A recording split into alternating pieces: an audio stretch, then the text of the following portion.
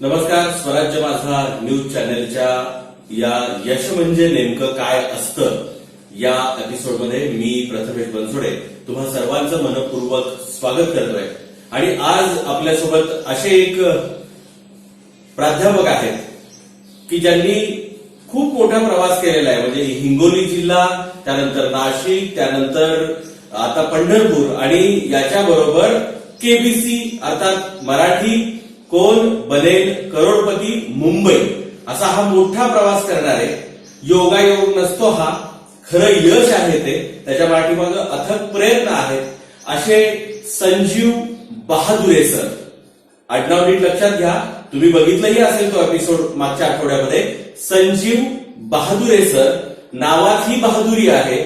आणि विशेष म्हणजे त्यांचं ज्या कॉलेजमध्ये ते प्राध्यापकी करतायत ते आहे केबीसी, आणि ज्याच्यामध्ये ते सहभागी झाले केबीपी, आणि ज्याच्यामध्ये ते सहभागी झाले होते ते केबीसी मराठी. तर हा योगायोग समजावा फक्त की बाबा केनी सुरू होत आहेत त्या दोन्ही गोष्टी, केबीसी केबीपी असा. तर बहादुरे सर आपल्यासोबत आहेत आणि कोण बनेगा करोडपती मराठी त्याच्यामध्ये त्यांनी सहभाग नोंदवलाय. सर तुमचं मनपूर्वक स्वागत.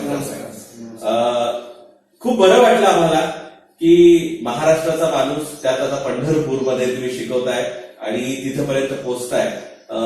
याच्यासाठी तुमचं पहिल्यांदा अभिनंदन. Thank you sir. आणि मला पहिल्यांदा तुमच्याकडून हे जाणून घ्यायचं आहे की तिथलं वातावरण कसं होतं आणि ते पाहिल्यानंतर तुम्हाला काय वाटलं?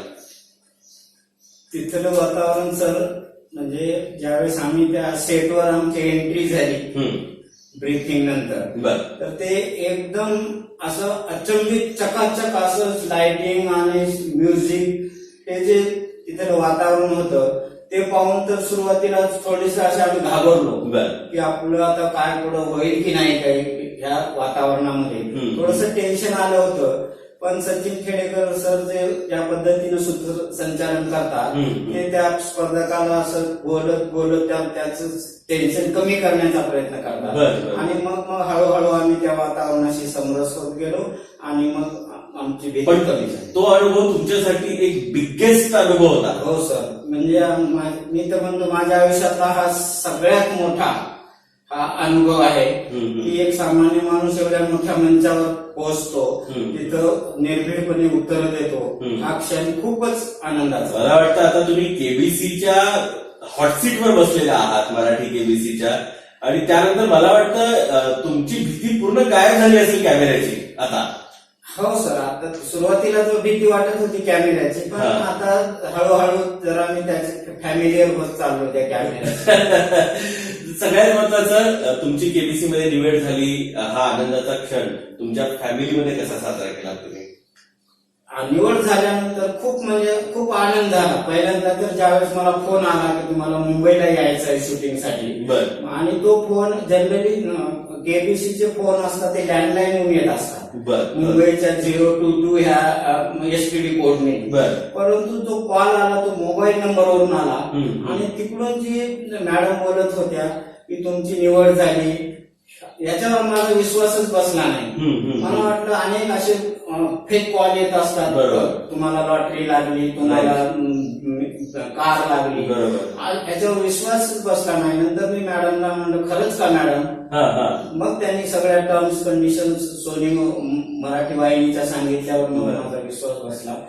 खूप आनंद आहे. याच्या पाठीमागं नक्कीच की 100% की खूप मोठं यश जे मिळालंय त्याच्या पाठीमागं कष्ट खूप मोठे असणार आहेत. आणि आपल्या आधीच्या काही बोलण्यामधून माझ्या लक्षात आलं की आपण खूप आधीपासून याची तयारी करत होतात. हो सर. ज्यावेळेस हिंदी मेन केबीसी प्रोग्राम सुरू झाला अमिताभ बच्चनवाला, येस सर, 2000 साली, त्यावेळेस आपल्याकडे डिश किंवा हे नव्हते. त्यावेळेस आपल्या अँटिनावर टीव्ही चालायचे. बरोबर. आणि मला आठवते मी केवळ त्या शो साठी केबलचं कनेक्शन घेतलं होतं पहिल्यांदा, हा केबीसी शो बघण्यासाठी. आणि नंतरच्या काळामध्ये मग पुढे जात मग त्याच्यामध्ये ज्यावेळेस एंट्रीला प्रश्न यायचे त्यावेळेस कॉलबॅक साठी एक दुसरा नंबर द्यावा लागायचा लँडलाईनचा, आणि तो नंबर पाहुण्याचा शेजाऱ्याचा असं द्यायचो. आणि दिवस रात्रभर त्या फोनची वाट पाहण्यासाठी त्या पाहुण्याच्या घरी थांबायचो. अरे वा. आता कॉल येईल, मग येईल, बेल वाजली की वाटायचं की आपलाच आहे. आपलाच आहे. असं करत करत सर खूप खूप निराशा यायची. पुन्हा जोमानं पुढच्या यायला प्रयत्न करायचो. असे अनेक सीझन येत गेले बरं. आणि आता त्या 21 वर्षांनी मला ती संधी मिळाली. म्हणून तुमचा विश्वास बसत नव्हता तो फोन आल्यानंतर. हो, हो. विशेष म्हणजे आता सुद्धा काही ही सोपी कॉम्पिटिशन किंवा सोपी पद्धत नव्हती तिथे जायला. नाही सर, अतिशय त्यांची पद्धत कठीण आहे. मी प्रेक्षकांना किंवा जे तयारी करतात त्यांना हे सांगू शकतो की अशक्य नाही, कठीण मात्र नक्की आहे. बरं. तर त्याच्यामध्ये त्यांची जी पद्धत आहे सिलेक्शनची ती एकदम पारदर्शक आहे. बरं. त्यांचे टर्म्स आणि कंडिशन असतात. त्यात 25-30 पेजेसचं पीडीएफ असते वेबसाईटवर. त्याच्यामध्ये त्यांनी सगळं दिलेलं असतं सुरुवातीपासून की पहिल्या लेवलला काय होणार आहे, तिथून आम्ही किती यांना सिलेक्ट करणार आहोत, दुसऱ्या लेवलला काय होणार आहे, अशी ही पूर्ण जो प्रवास आहे हॉटशीट पर्यंत जाण्याचा वाचतच नाही सर. ते पीडीएफ 35 पानाचं असतं. त्याचा बारकाईने कोण म्हणजे वाचन करत नाही. बर. आणि याच्यासाठी सोनी लिव्ह ऍप वरती रजिस्ट्रेशन करावं लागतं, तिथून सगळी प्रोसेस झाली. हो सर, हो. ज्यावेळेस हा शो सुरू झाला 12 जुलै 2021 ला, हा त्यांचा दुसरा सीझन होता या वाहिनीवरचा. आणि त्यावेळेस पहिल्या सीझन पासून ज्यावेळेस तो हॉटशीटवर स्पर्धा खेळत होता त्यावेळेस सचिन खेडेकर होस्ट सांगत होते की तुम्ही पण घरी बसल्या हा शो खेळू शकता आणि तुमच्यापैकी काही स्पर्धकांना हॉटशीटवर येण्याची संधी सुद्धा मिळू शकते. आणि त्याशिवाय इतरही कॅश प्राइजेस आहेत, बक्षिस इतरही आहेत त्याच्यामध्ये. मग त्यांच्या आव्हानाला प्रतिसाद देऊन मी खेळायला सुरुवात केली. आणि मी करत करत असं माझा प्रयत्न राहिला की मी कमीत कमी वेळामध्ये प्रश्नाचं उत्तर देईल. आणि कारण कमी वेळात प्रश्नाचं उत्तर दिले की त्याचे 200 एक्स्ट्रा पॉइंट मिळायचे.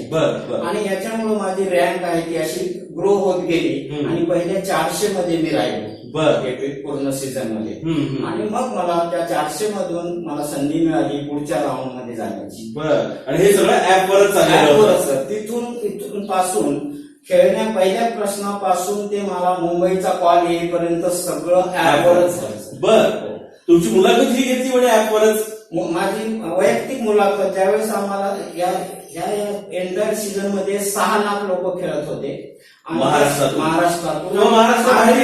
मराठी भाषिक. महाराष्ट्राच्याच बाहेर नाही सर, अमेरिकेत दुसऱ्या देशामध्ये सुद्धा आहेत आपले मराठी भाषिक. त्यांनी सुद्धा तिथून ते खेळत होते, तिथून ते शो बघत होते. तर त्याच्यामध्ये मग याच्यामधून त्यांनी असे टप्पे केले. 1000 अगोदर सिलेक्ट केले. त्यातले 400 मात्र त्यांनी 1 ते 400 रँक मधले मात्र सगळेच घेतले. आणि पुढच्यांचे मात्र रँडम सिलेक्शन केलं. आणि या 1000 लोकांमधून मग त्यांनी त्यांचे 2 लेवलमध्ये ऑनलाईन ऑडिशन घेतल्या. पहिल्या लेवलमध्ये त्यांची जीकेची टेस्ट घेतली ज्याच्यामध्ये 20 प्रश्न मल्टिपल चॉईसचे होते. त्याला 20 सेकंद वेळ होता प्रत्येक प्रश्नाला. आणि ते झाल्यानंतर आपले वैयक्तिक व्हिडिओ अपलोड करायचे होते सोनी लिव्ह ऍपवर. आणि मग त्या दोन्ही लेवलचा एकत्रित स्कोअर करून त्यांनी 150 लोकांची निवड केली पुढच्या लेवलसाठी. आणि पुढच्या लेवलमध्ये मग त्यांनी पर्सनली इंटरव्ह्यू घेतले त्या ऑनलाईन मोबाईलवर. आणि त्या 150 मधून त्यांना 10 कंटेस्टंट निवडायचे होते शेवटचा आठवडा खेळण्यासाठी मुंबईच्या स्टुडिओमध्ये. आणि त्या 10 मध्ये मग माझी इंटरव्ह्यू दिल्यानंतर माझी निवड झाली. आणि मग तुम्ही त्या फिंगर याच्यासाठी सिलेक्ट झाला. आणि त्यानंतर मग एक सिलेक्शन राऊंड पुन्हा सर तिथे गेल्यावर मुंबईला गेलो म्हणजे जिंकलो असं होत नाही, तर परत तिथं आपल्या 10 स्पर्धकाच्या देऊन हॉटशीटवर जावं लागतं. तिथं सगळ्यात फास्ट उत्तर दिलं पाहिजे. तिथं टेन्शन एवढं असते की स्टुडिओमध्ये म्युझिक असते, लाईट असते, फोकस असतात त्या हॉटशीटवर तुम्ही पाहत असाल म्युझिक किती हे असते. आजूबाजूला प्रेक्षक बसलेले असतात, पुढं समोर होस्ट असतात एवढे एक्सपर्ट. आणि थोडी जरी चूक आपला फ्रॅक्शन ऑफ सेकंड मध्ये मागं पडून आपण येऊ शकत नाही. म्हणजे त्या 10 स्पर्धकाबरोबर आपली खरी लढाई तिथं सुरू होते हॉटशीटसाठी. आणि त्याच्यामध्ये मी पहिले 2 एपिसोड माझं होऊ शकते कारण तसं पाहिलं तर माझ्यापेक्षा खूप कमी वयाचे बाकीचे स्पर्धक होते. मी 53 वर्षाचा स्पर्धक होतो. बरं, 53 वर्षाचा युवक होता तिकडे. आणि मला एक साधारणतः 7-8 सेकंद लागायचे. उत्तर माझे प्रत्येक बरोबर होते, फक्त पाठीमागे. स्पीड माझी जरा कमी. कदाचित टेक्नॉलॉजीचा वापर बरोबर असंही असेल. बरोबर सर, कारण आताची जी पिढी आहे ती टेक्नोशॅली आहे. दोन्ही हाताने मोबाईल चालवणारी आहे.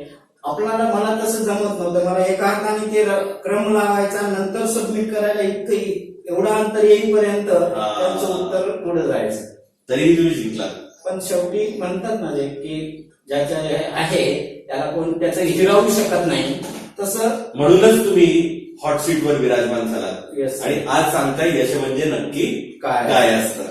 तर या पहिल्या सेगमेंटमध्ये शेवटच्या टप्प्यात मी तुम्हाला तुमच्या बालाश्रमी घेऊन जातो, तुमच्या घरच्या परिस्थितीमध्ये घेऊन जातो. हिंगोली जिल्हा तसा खूप दुष्काळग्रस्त जिल्हा मानला जातो. बऱ्याच गोष्टी आहेत, मग तिथे अनेक गोष्टी आहेत. त्या गोष्टीवरती बोलण्यापेक्षा हिंगोलीचा प्लस पॉईंट आमच्यापर्यंत आलाय. आता हिंगोलीचा एक चांगला ठेवा आता महाराष्ट्रापर्यंत आलेला आहे, हा संजीवच्या रूपाने. तुम्ही स्वतः संजीव बहादुरे सर. तर मला तुमचं बालपण आणि तुमची जडणघडण थोडक्यात ऐकायला आवडेल. सर, बालपण माझं हिंगोली जिल्ह्यात कळमनुरी तालुक्यामध्ये पिंपरी खुर्द हे एकदम छोटं गाव आहे. बरं. साधारणतः 400 ते 500 लोकवस्तीचं गाव आहे, बरं. पॉप्युलेशन आहे.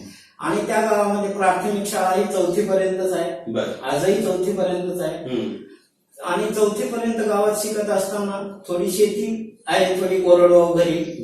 मग 4थी शिकत असताना आता ग्रामीण जीवन तर माहीतच आहे आपल्याला. असं कामं करावं लागायचे, शेतामध्ये गुरं राखावं लागायची. शाळा सुटली की शेताकडे जायचं. आणि असं करत करत 4थी पास झाल्यानंतर मला माझी आत्या तिकडे विदर्भामध्ये यवतमाळ जिल्ह्यामध्ये राहत होती.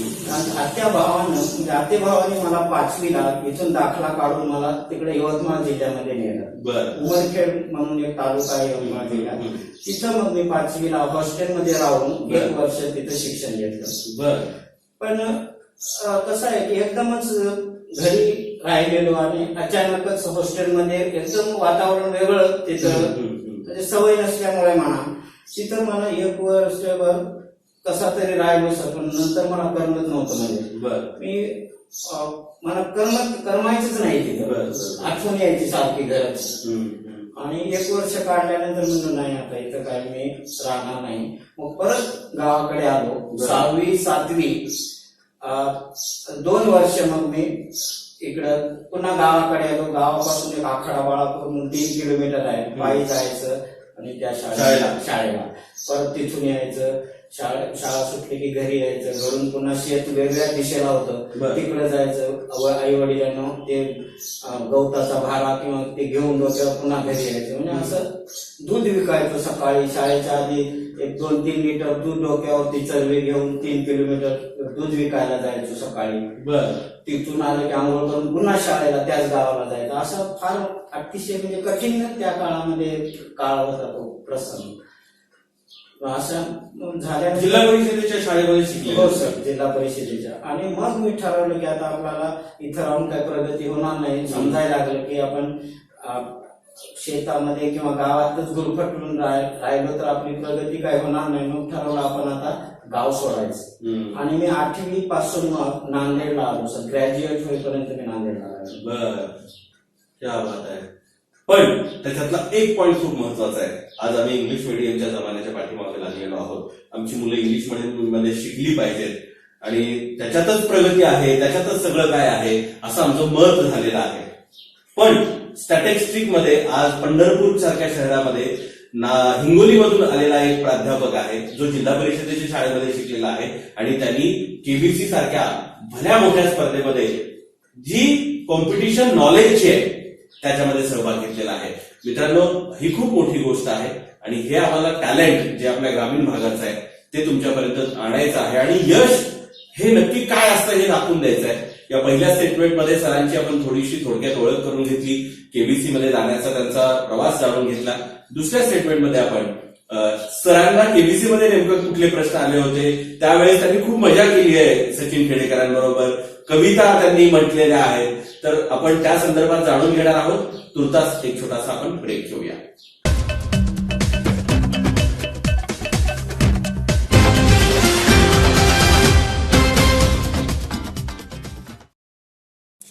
नमस्कार. यश म्हणजे नेमकं काय असतं या आमच्या महत्वाच्या कार्यक्रमामध्ये आपण भेटतोय कोण बनेगा करोडपती अर्थात कोण बनेल करोडपती या मराठी केबीसी मध्ये सहभागी झालेले पंढरपूरच्या केबीपी महाविद्यालयातले प्राध्यापक संजीव बहादुरे सर. बहादुरे सर पुन्हा एकदा स्वागत करतो दुसऱ्या भागामध्ये.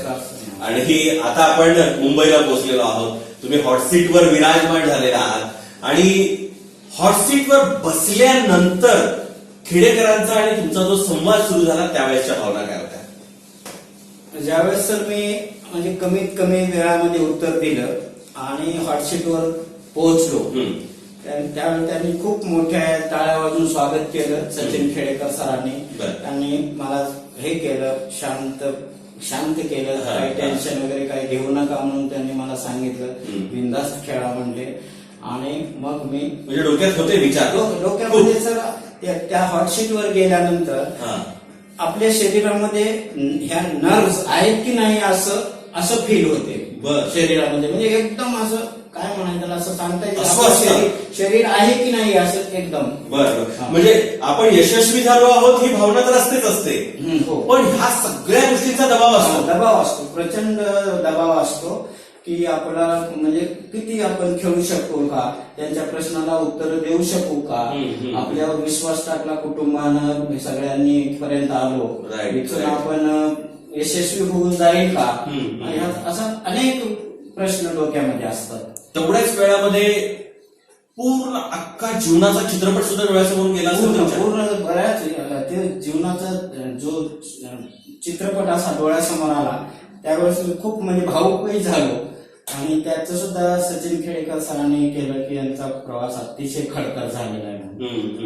कारण 25 लाखाचा जेव्हा मी प्रश्न खेळलो तेव्हा मला हे पूर्ण दिवस आठवत होते की आपण कसे काढले. कारण मी कमवावं शिका योजनेमध्ये काम करून MSc ला औरंगाबाद विद्यापीठामध्ये शिकत असताना 3 तास काम करून 6 रुपये मला त्यावेळेस मिळायचे सकाळी. आणि ते आम्हाला भारत सरकारची शिष्यवृत्ती मिळत असल्यामुळे 13 दिवस ते काम असायचं. म्हणजे 78 रुपयेच मला दर महिन्याला मिळायचे. घराकडून काही नाही, उलट घरच्यांना मला वाटायचं की आपण काही देऊ शकत नाही. म्हणजे इतकी परिस्थिती भयानक होती आणि ते सगळं डोळ्यासमोर आलं आणि त्यामुळे मी 1-2 म्हणजे मी भावुक झालो. जरूर अगदी सगळ्या भावना उचंबळून आल्या असतात. सगळे आई वडील समोर दिसले असतील, बहीण भाऊ समोर दिसले असतील, सगळे दिसले. आणि दुःखाचे प्रसंग खूप आले जीवनामध्ये ते आठवले. त्याच्यामुळं तो प्रवास तिथं त्यांनी मग शांत केलं. सरांनी तुम्हाला बरोबर ऍडजस्ट केलं आणि त्यांनी पहिला प्रश्न कोणता होता तुमचा? तसं सुरुवात सर हा जो शो आहे ह्या शो मध्ये अगोदर आपलं पूर्ण आपला बायोडेटा, आपल्या आवडी निवडी, आपली आवडती पुस्तकं कोणती, हा शो का बघता, आवडता अभिनेता कोणता, असं एक 7-8 पानाचं एक बुकलेट ते पाठवतात. आणि ते बुकलेट भरून आपण त्यांच्याकडे मेलनं पाठवायचं असते. साधारणतः त्या बायोडेटा किंवा त्या बुकलेट वरून पहिले 10,000 पर्यंतचे जे प्रश्न असतात ते सोप्या लेवलचे असतात. म्हणजे त्यांचा असा हेतू असतो की बाबा इथपर्यंत पोहोचलेला जो स्पर्धक आहे तो खाली हात जाऊ नये, मिनिमम तो 10,000 रुपये तरी जिंकून जावा. संधी सगळ्यांना मिळाली पाहिजे. येस. कारण पुढचे प्रश्न सगळ्यांना माहितीच आहे त्याचं लेवल खूप अवघड असते, सावकाश हार्ड करत जातात. तर म्हणून त्यांनी त्या बुकलेटवर मला पहिला प्रश्न त्यांनी एक मला फुल दाखवलं होतं. व्हिज्युअल माझा पहिला प्रश्न आला होता आणि विचारलं होतं की पुढील चित्रातील फुल ओळखा.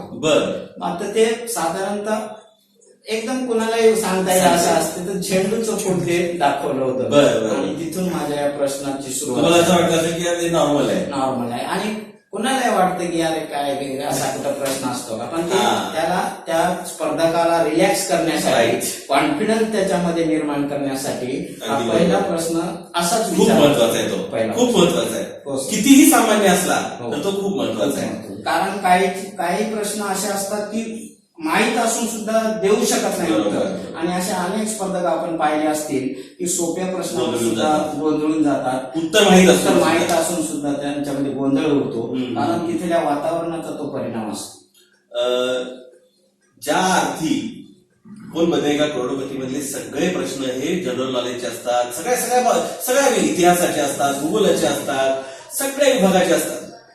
तुम्ही आहात संख्याशास्त्राचे, पण तुमचा अभ्यास मात्र सगळ्याच विषयाचा झालेला आहे असं याच्यावरून लक्षात येतं. बिलकुल सर. अगदी माझे हायस्कूलचे जे विषय होते सगळ्यात मला भूगोल हा विषय आवडायचा. बर. त्यामुळं मी भूगोल, महाराष्ट्राचा तर भूगोल मला तोंडपाठ आहेच पूर्ण, पण भारताचा सुद्धा भूगोल मला माहित आहे. बर बर बर. इव्हन याच्या पलीकडे जाऊन मी जी तयारी करत होतो या स्पर्धेसाठी, तर मी ठरवलं होतं की ज्यावेळेस आपण एक 12,50,000 किंवा 25 लाखाचा ज्यावेळेस प्रश्न येईल, तो प्रश्न नक्कीच भारतावर किंवा महाराष्ट्रावर येणार नाही, तो बाहेर येणार आहे, हा जगावर येईल किंवा असा कुठला तरी वेगळ्या विषयावर येईल. त्या दृष्टीने मी अशा अनेक नोट्स काढल्या. इतके वर्ष मी तुम्ही जर मला घरी बघितलं तर तुम्हाला मी अशा नोटबुक भरलेल्या दिसतील, नोट्स काढलेल्या.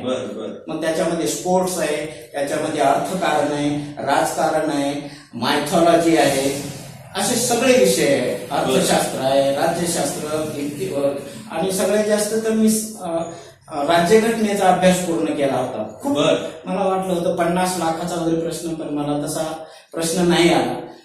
मला राज्यघटनेवर प्रश्नच आला नाही माझ्या शेटमध्ये. मी तसा राज्यघटनेचा खूप म्हणजे सगळे कलम वगैरे सगळ्या अभ्यास. हो सर, म्हणजे झालेल्या घटना दुरुस्त्या ह्या सगळा अभ्यास मी करतो. तारखांचं वर्ष, त्या कलमामध्ये काय सांगितलं, अर्थ आयोगाची स्थापना कोणत्या कलमानं, इत्यादी सगळं. पण मला तो प्रश्न नाही आला. म्हणजे आता हा राज्यघटनेचा विकिपीडिया म्हणायला हरकत नाही असं अभ्यास केला होता त्या. बरं. कारण शेवटी राज्यघटनेचा अभ्यास करत असताना त्याच्या पाठीमागचा पुढचा इतिहास जाणून घेणं, त्यावेळेची परिस्थिती आहे, एखादं कलम ऍड करत असताना कसं केलं असेल, त्याच्यावरती चर्चा कुणाच्या झाल्या असतील, याचा नक्कीच अभ्यास तुमचा झालेला असणार आहे. या एपिसोडमध्ये पहिल्या प्रश्नानंतर जेव्हा तुम्ही पुढे जाता त्यानंतर खरा तुमच्या मजेचा वेळ सुरू होतो, खऱ्या परीक्षेचा टाइम सुरू होतो. तुम्ही खूप हलकी फुलकी मस्त उत्तरं देत मजा करत पुढे गेलात. हो सर, म्हणजे थोडंसं प्रेशर होतं, प्रेशर मध्येच मी उत्तर देत होतो, पण मला त्या टप्प्यावर मला काय म्हणायचं आहे. आणि अनेक वेळा तुम्ही बघितलं तर त्याच्यामध्ये मी एक लिहिलं होतं माझ्या बुकलेटमध्ये की मी एक पटकन असा, जसे आपले रामदास आठवले साहेब असे शीघ्र कवी तयार करतात कविता, तसं थोडासा त्यांच्यातला माझ्यात गुण म्हणा नका, मी थोडासा असं मी माझ्या तो एक माझा स्पेशल गुण मी लिहिला होता. म्हणून मग सचिन खेडेकर सर मला सारखे म्हणायचे शीघ्र कवी म्हणायचे. आपण खेळतो शीघ्र कवी संजीव बहादुर यांच्या बरोबर. तर मग मी असं पुढे जात जात मग मी एक 4 ओळी तिथं मी सादर केल्या होत्या. त्या ओळी मी सुरुवातीला ऐकल्या. हा सर, मग ज्यावेळेस 10,000चा टप्पा मी पूर्ण केला त्याच्यानंतर मग मी तिथं सादर केलं होतं, ते मी म्हणतो. हळूहळू येत आहे माझ्या खेळाला आकार, हळूहळू येत आहे माझ्या खेळाला आकार, हळूहळू होत आहे ही हॉट सीट गार. वा वा वा वा. हळूहळू होत आहे ही हॉट सीट गार, हळूहळू करेल मी पुढील टप्पा पार, हळूहळू करेल मी पुढील टप्पा पार, आणि मग हळूहळू उघडेल 1 कोटीचे द्वार. 1 कोटीचे द्वार हे तिथंच सादर केलं. खूप पण हे रामदास आठवलेंपेक्षा भारी आहे. सचिन खेडेकर सर म्हणजे वा क्लास 1 ते मला अशी दाद द्यायची, मला पुढचं लगेच म्हणजे मी हे व्हायचं. पण आता काय सुचतंय तुम्हाला? आता सर 2 वेळी सुचतात. इंटरव्ह्यूचा शुभ दिन आज, इंटरव्ह्यूचा शुभ दिन आज, चॅनेल राखेल का माझी नाच. वा वा वा वा, क्या बात आहे, क्या बात आहे, क्या बात आहे. इन्स्टंट म्हटल्यानंतर खरंच त्याच्यामध्ये एक अर्थ असतो आणि त्याला एक वेटेज पण असतं. खूप विचार करून लिहिण्यामध्ये आणि इन्स्टंट लिहिण्यामध्ये तोच फरक आहे. इन्स्टंटला दाद पण तेवढीच इन्स्टंट मिळते आणि तुम्ही खरंच चांगल्या रचना करताय. नक्कीच त्या पुढच्या काळात आम्हाला ऐकायला मिळेल. पण सचिन खेडेकरने तुम्हाला अगदी हलकं फुलकं केलं. सचिन खेडेकरला समोर बघून काय वाटलं आणि काय व्यक्तिमत्व आहे? कारण तुम्ही आधी पिक्चर बघितले असणार त्यांचे. हो, सचिन खेडेकर सरांचे पिक्चर तर तो त्यांचा जो मी शिवाजीराजे भोसले बोलतोय जरूर. हा अतिशय गाजलेला चित्रपट होता अगदी, अगदी. आणि त्या चित्रपटावरूनही मी त्यांच्यावर सुरुवातीला 4 ओळी लिहिल्या होत्या. बर. हो. तर त्या 4 ओळी अशा होत्या की त्यांच्या पात्राचं नाव दिनकर भोसले होतं. दिनकर भोसले साहेबांचा मराठी बाणा, दिनकर भोसले साहेबांचा मराठी बाणा करी छत्रपतींचा गाजावाजा. वा वा वा. दिनकर भोसले साहेबांचा मराठी बाणा करी छत्रपतींचा गाजावाजा. तुम्ही फक्त लढ म्हणा सर, तुम्ही फक्त लढ म्हणा, मग आजचा दिवस माझा, मग वा आजचा वा दिवस वा वा. माझा. क्या बात आहे, क्या बात आहे. हे त्यांना सादर केल्यावर तर ते एवढे खुश झाले कारण त्यांनी मग त्यांची स्टोरी सांगितली त्या शिवाजीराजे भोसले निगडीत. आजचा दिवस माझा हा पण त्यांचा मूवी होता. त्यांच्या मूवीचे ते नाव त्याच्यात घेऊन ते बरोबर बसवलं होतं. बरं. त्याच्यामुळे त्यांना खूपच आनंद झाला. मग तुम्ही 10वा प्रश्न पार केलात. हो सर, 10वा प्रश्न पार केला. मग असं त्यानंतर पुढे अवघड प्रश्न सुरू झाले. अवघड प्रश्न सुरू झाले. मग मध्यंतरी मला एक गोंधळात टाकणारा प्रश्न, कारण माझं थोडासा वीक पॉइंट मायथॉलॉजी आहे. बरं. मी थोडासा नास्तिकतेकडे झुकलेला असल्यामुळे मग मी माझं जरा वाचन ते थोडंसं कमी आहे. बरं. आणि मला तो एक प्रश्न श्रीकृष्णावर त्या नागाचा विचारला होता की त्या नागाचं नाव काय. त्या बरं. मला वाटतं यमुना नदीमध्ये हो, हो, हो. मला कालिया नाग. कालिया पर्याय होता त्याच्यामध्ये. बरं. आणि एक शेषनाग हा एक पर्याय होता. बरं बरं. तो शेषनाग पर्याय असल्यामुळे मी थोडा गोंधळून गेलो. त्या दोन्हीमध्ये कन्फ्युजन झालं माझं. कृष्णाने कोणाच्या माथ्यावरती नाच केला. Yes, sir. हा, बरं. तो प्रश्न होता.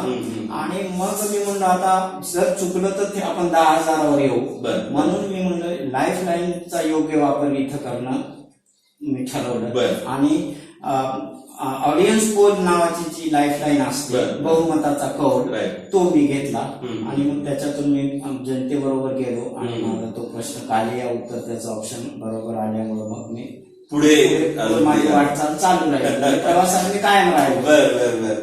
म्हणजे बघा आपल्याला सर्व आपल्याला निगेटिव्ह वाटणाऱ्या गोष्टीवरही याच्यामध्ये अभ्यास करावा लागतो हे मात्र खरं. हो सर, अगदी म्हणजे प्रश्न कुठला येईल, कोणाशी संबंधित काही सांगता येत नाही. म्हणजे त्यासाठी आपली चौफेर जी दृष्टी आहे Right. ती पाहिजे.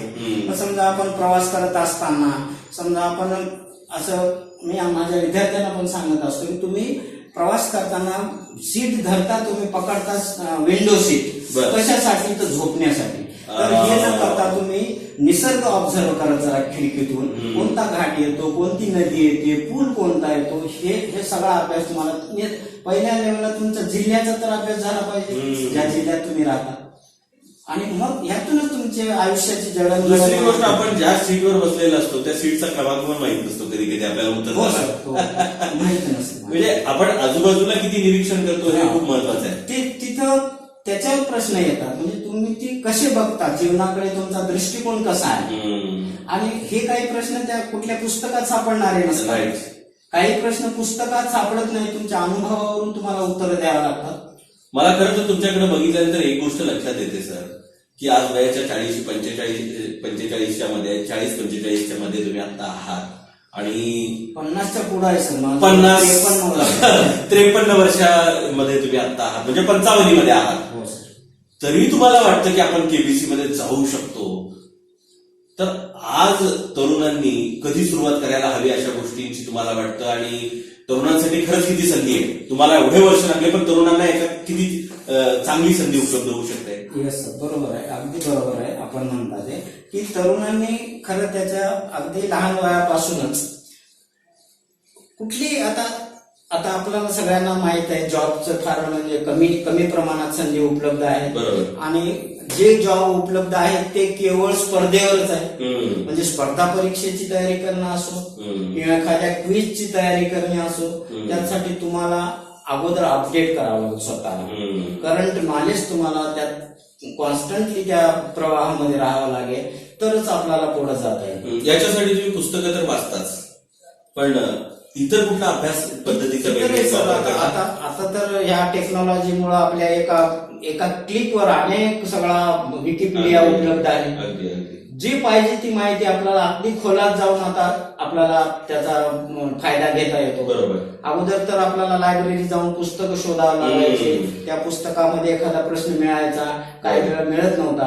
आता जो तुम्हाला प्रश्न आहे तो प्रश्न तुम्ही सर्च केला तर त्याचं उत्तर तुमच्या सगळ्या बाजूने उत्तर मिळते आणि अजून त्याच्यात खोलात तुम्हाला त्यात जाता येते, त्याची सुरुवात कशी झाली. तर हा संदेश मी त्या मंचावरून पण उठताना सीटवरून दिलेला आहे युवकांना. हिंदीमध्ये शेर भी सादर केला होता तिथं की तू रख सदा हौसला वो मंजर भी आएगा, तू रख सदा हौसला वो मंजर भी आएगा, प्यासे को धन का समंदर मिल जाएगा, थक हार के ना छोड़ कभी कोशिश, हॉट सीट पे तेरा नंबर भी आएगा. हॉट सीट पे तेरा क्या बात है, क्या बात है. एक नंबर. खूप सुंदर सर. आता आपण त्या महत्वाच्या प्रश्नाकडे येऊया, ज्या प्रश्नाने तुम्हाला थांबावं लागलं. खरं तर आपला कार्यक्रम यश म्हणजे नक्की काय असतो इथपर्यंत आहे, पण तुम्ही यशाच्या शिखरावर आलेला असताना तिथून 2 पावलं तुम्ही मागे घेतलेली आहेत. अर्थात तुम्ही यशस्वीही झालात, पण हुरळून न जाता, काहीतरी बहकून न जाता, प्रसिद्धीच्या झोता देण्यासाठी काहीतरी डिसिजन न घेता योग्य संयमी भूमिका एका प्रश्नाला घेतली. तो प्रश्न काय होता, त्यावेळेसची तुमची मनस्थिती काय होती, आमच्या प्रेक्षकांना सांगा.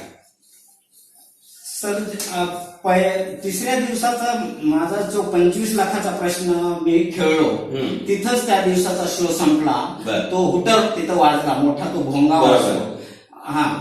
घंटा वाजतो, भोंगा वाजतो, भयानक आवाज, भीती वाटते असं दचकून. बऱ्याच वेळा बघत असतात, दचकतात, अरे कितना डरावना आवाज.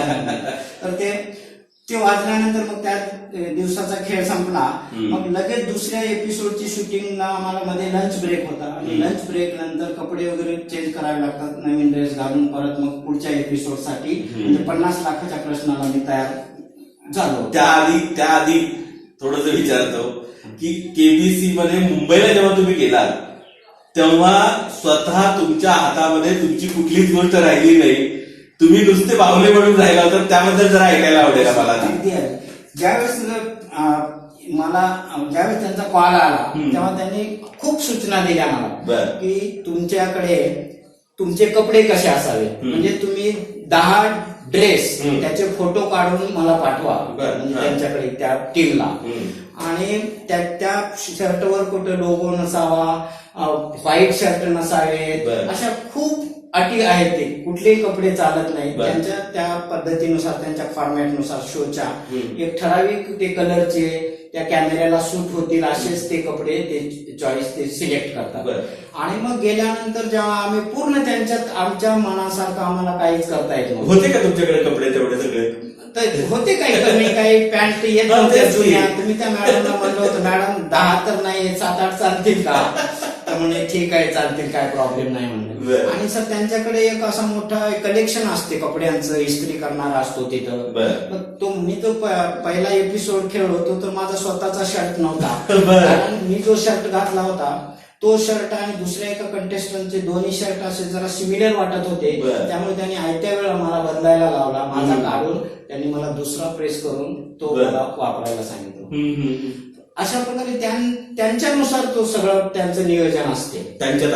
माझे केस कसे असावेत हे मी नाही ठरवू शकत, माझा भांगात असा वर असतो तसा त्यांनी नाही. तर कॅमेऱ्यामधून कॅमेऱ्यामधून मेकअप मॅनला सारख्या सूचना यायच्या की त्या सरांचे केस उभे राहतात तर कॅमेऱ्याच्या वर दिसत नाही, ते करा. तर दोघं येऊन मला पाडते काय म्हणते जेल वेल लावून त्यांनी माझं असं पूर्ण चपटक भांग वेगळाच त्यांनी तयार केला, जो की मी सुद्धा ओळखू शकत नाही. माझे नातेवाईक घरचे कुणीच ओळखत नव्हते माझं. आपलाच माणूस आहे. एपिसोड खेळतो तो संजीवच आहे की नाही, नाव तर आहे, पण म्हणायचा माणूस तर वेगळाच दिसतो. सगळं त्यांच्या पद्धतीने त्यांच्या फॉर्मॅट नुसार होते. आपण आपले राहत नाही तर आपण पूर्ण त्यांच्या स्वाधीन असतो. त्याच्यावर 4 ओळी सुचल्या ते तुम्हाला नाही, मग ते जास्त होत होतं त्यांनी आता सुचतात त्यावेळेस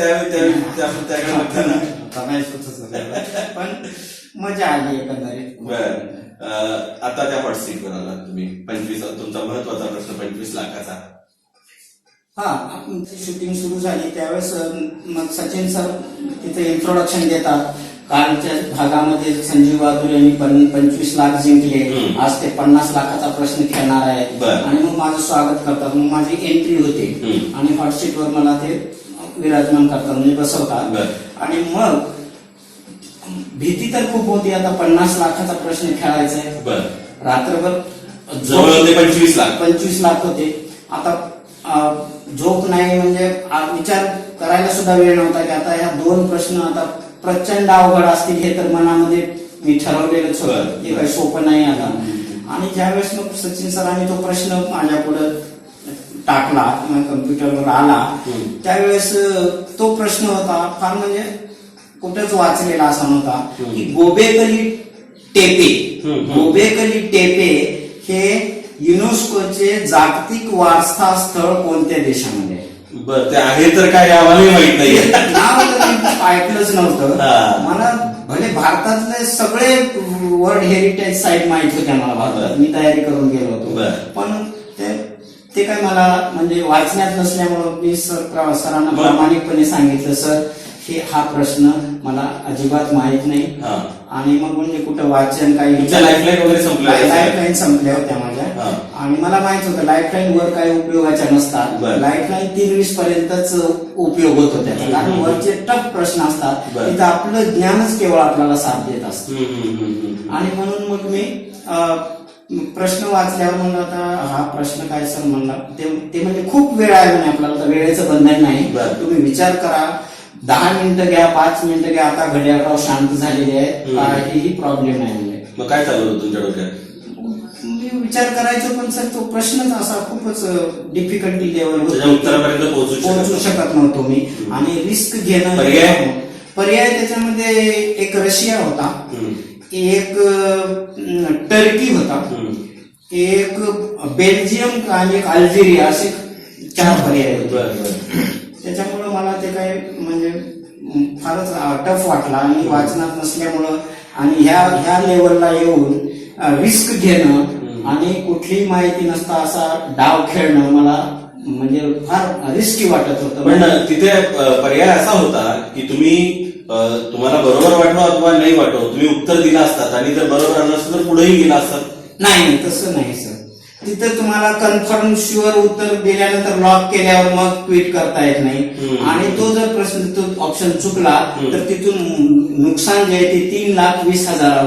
त्यावेळेला घरातले वगैरे डोक्यात आले असतील, ट्विट करू नका म्हणणार, मिसेस जे कंपेनियन सोबत नेली होती, पती बसलेली असते, आणि तिने आधीच मला सूचना दिल्या होत्या की निर्णय झाला होता आणि तो अंदाज होता, तो लागला, तो लकीली म्हणून लागला, आणि चुकला असता खेळ असतो तर फार मोठं नुकसान होतं. म्हणून ते म्हणजे योग्य निर्णय घेतला, आणि मग मला ते 25 लाखाचा चेक. पण घालमेल झाली, सोडावं का नाही सोडावं, का पक्क डायरेक्ट ठरवलं? सोडायचं पक्क ठरवलं, कारण सर मी त्यातलं जरी मला 50% कुठेतरी थोडस वाचण्यात आलं असतं ना, तर मग मी रिस्क घेतली असती. पण तो एकदमच नवीन गोबेकली टेपे हे नावच वाचता येत नव्हतं पहिल्यांदा, उच्चार त्याचा गोबेकली टेपे. राईट, ते हेरिटेज असेल पुढची गोष्ट आहे. नंतर जेव्हा मी घरी आल्यावर मग मी ते मॅप काढला टर्कीचा, आणि त्याच्यात पाहिलं तर ते गोबेकली टेपे वर्ल्ड हेरिटेज 2018 मध्ये त्याची नोंद झाली युनेस्कोच्या हेरिटेज साईट मध्ये, असं मला समजलं. आणि मग 25 लाखाचा चेक माझ्याकडे सुपूर्द केला सचिन सरांनी, आणि मग मिसेस आणि आमचे फोटो सेशन झालं मग सचिन खेडेकर सोबत, आणि मग तिथून मला प्रचंड आनंद झाला असेल. खूप. आणि मी अगोदर कुणाला सांगितलं नव्हतं, मी चाललो हे सुद्धा कुणाला सांगितलं नव्हतं. काय माहिती तिथं जाऊन एम्प्टी हँड परत आपल्याला आपण नाही महाराष्ट्राला दिसणार होता तुम्ही, दिसणार होतो सर, पण आपल्या जे काय म्हणतो आपल्या बाजूला असणाऱ्यापेक्षा विरोधी लोक खूप असतात, म्हणजे आपल्याला खेचणारे लोक खूप असतात. अरे गेला होता, काय जिंकलं, म्हणजे असे जे कुचेष्टा करणारे लोक असतात ना, त्याच्यासाठी मग म्हणलं होतं की जर आपल्याला यश आलं योग्य, 25 लाख एका बाजूला, केबीसीची स्क्रीन, आणि बहादुरे सरांना टीव्हीवर बाकीचे पाहत आहेत, ते पैशामध्ये मोजता नाही येणार आहे. नाही अगदी सर. आणि मी कधी असा विचारही केला नव्हता की इतकी मला प्रसिद्धी मिळेल. की एवढे फोन चालू आहे त्या दिवसापासून, ज्या दिवशी टेलिकास्ट 2 दिवस आधीच प्रोमो दाखवत होते बरोबर. सचिन खेडेकर सरांचा माझा की 15 तारखेला 9 वाजता पहा म्हणून ते क्लिप दाखवत होते. तर तेव्हापासून बहादुरी सर तुमच्यासारखे दिसतं, तुम्ही आहे म्हणायचे, फोन करायचे आणि एवढे फोन सुरू झाले सर. किती जिंकले म्हणायचे, मेसेज व्हॉट्सअपवर किती जिंकले. मी शो बघा चॅनल कडून तशी परमिशन नाही आताच टेलिकास्ट होईपर्यंत, आणि पुन्हा बोलायला वगैरे गावाकडचे फोन मात्र मजेशीर असतील मित्रांची वगैरे. खूप खूप खूप हो, काय करणार मग, पार्टी कधी येणार मग, असे त्यांचे मेसेज असायचे. बरं, आई वडिलांचं बोलणं झालं? आई नाही सर, म्हणजे वडील आहेत, त्यांच्याशी बोलणं झालं आणि खूप आनंदात, म्हणजे गावामध्ये दिवाळी साजरी केली त्यांनी, फटाक्याची गट लावणे, बॅनर गावामध्ये झळकतायत. सर, तुम्ही केबीसी मध्ये पोहोचलात, हा सगळा प्रवास अगदी रोमहर्षक प्रवास आहे, आम्हालाही खूप आनंद झाला. आणि तुम्ही जॉली व्यक्तिमत्व आहात. अगदी संख्याशास्त्राचे जरी असला तरी तुमच्यामध्ये एक खोडसळपणा आहे, एक नादानपणा आहे, मासूमियत आहे, आणि ही माणसं कॅमेऱ्यावरती खूप छान पद्धतीने एंटरटेन करू शकतात, जे सचिन खेडेकरांनी सुद्धा तुमच्याकडून बऱ्याच गोष्टी काढून घेतल्या. तर जाता जाता काय संदेश द्याल आमच्या सगळ्या तरुणांना, प्रेक्षकांना? जाता जाता सर तरुणांना हा संदेश देईल की अशक्य ही गोष्ट कुठलीही नाही. म्हणजे आयुष्यामध्ये जर सक्सेस मिळवायचं असेल, यश मिळवायचं असेल तर निरंतर प्रयत्न करत राहणे, जिद्द सोडता कामा नये. जिद्दीच्या जोरावरच कुठलीही गोष्ट, अशक्य असणारी गोष्ट ही आपल्याला मिळवता येते. एवढा संदेश मी आजच्या तरुणांना देऊ इच्छितो. मराठी कोण बनेल करोडपतीमध्ये सहभागी झालेले संजीव बहादुरे सर, जे पंढरपूरच्या केबीपी कॉलेजमध्ये संख्याशास्त्राचे प्राध्यापक आहेत, त्यांच्याशी आपण गप्पा मारल्या. सर, तुम्हाला पुन्हा एकदा शुभेच्छा. तुमच्याकडून खूप चांगलं काम होत राहो. आपण स्वतःला वेळ दिला, धन्यवाद. थँक्यू, धन्यवाद सर.